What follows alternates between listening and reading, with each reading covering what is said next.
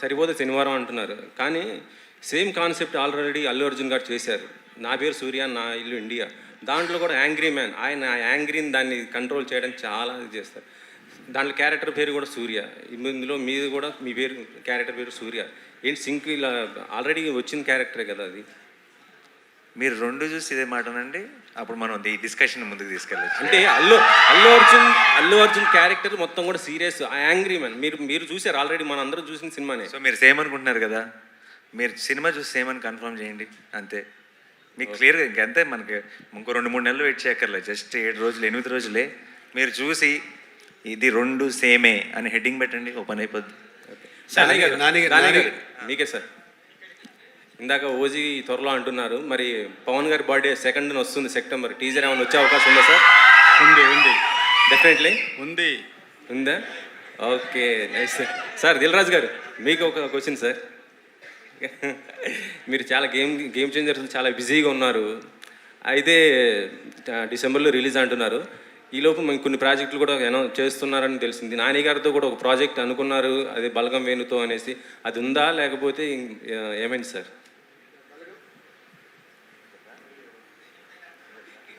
మీరే నాకంటే బెటర్ దానికి ఆన్సర్ నాని ఇస్తాడు.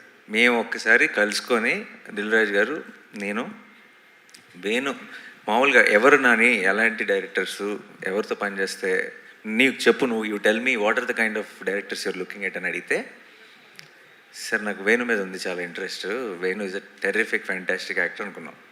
సో ఇది మేము మాట్లాడుకొని సరదాగా ఈ డిస్కషన్లో వేణుదైతే వేణుకు కూడా చెప్తాను, Venu also wants to work with me. కాబట్టి ఈ డిస్కషన్ అలా పెద్దదయ్యి తెలియకుండా ఎలా వెళ్ళిపోయిందో బయటకు వెళ్ళిపోయింది. And then Venu came and met me, we had some discussion. సరదాగా తను నెక్స్ట్ చేయబోయే ఫిల్మ్ గురించి కూడా డిస్కస్ చేశాడు.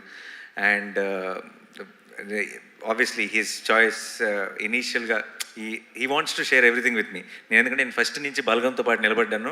నేను ఆల్రెడీ ప్రతి చోట నేను ఎక్కడికి వెళ్ళినా సరే Balagam is the favourite film for me in the decade అని చెప్తూ వచ్చాను. సో వేణుకు కూడా ఆ ఫీలింగ్ ఉంది, ఆ కనెక్షన్ ఉంది నాతో. సో వేణు నెక్స్ట్ సినిమా చేస్తాడా నాతో, అంటే దాని తర్వాత సినిమా చేస్తాడా, ఎప్పుడు చేస్తాడో నాకు తెలియదు, కానీ వేణు ఇంకా రాజు గారు నేను కాంబినేషన్లో సినిమా ఉండబోతుంది. డెఫినెట్లీ. ఓకే, నానిగారు ఇటు. హాయ్ అండి. కంగ్రాట్స్ సార్, ట్రైలర్ చాలా బాగుంది, కమర్షియల్గా చాలా బాగుంది. Thank you. హీరోయిన్తో 2nd మూవీ, ప్రొడ్యూసర్తో 2nd మూవీ, డైరెక్టర్తో 2nd మూవీ. మేము లాస్ట్ మీ 4 years నుంచి మీ కెరియర్ చూస్తే ఎవ్రీ ఇయర్ 2 movies వస్తూ ఉన్నాయి, కానీ 20 year మాత్రం ఒకటే మూవీ, ఒక్క మూవీతోటి ఆగిపోతుంది. మీతో సినిమా చేయడం కాదు, దిల్ రాజు గారు, దాని గారు సంవత్సరం 2 సినిమాలు దిగారు. మీరు కూడా అంత డేట్లు గారు. ఈ సంవత్సరం ఒక్క సినిమాని చేయడానికి కారణం ఏంటంటే, నేను ప్రతి సంవత్సరం 2 సినిమాలు చేస్తానంటే ఈ సంవత్సరం కూడా చేశాను. రిలీజ్ ఒకటే అవుతుంది అంతే.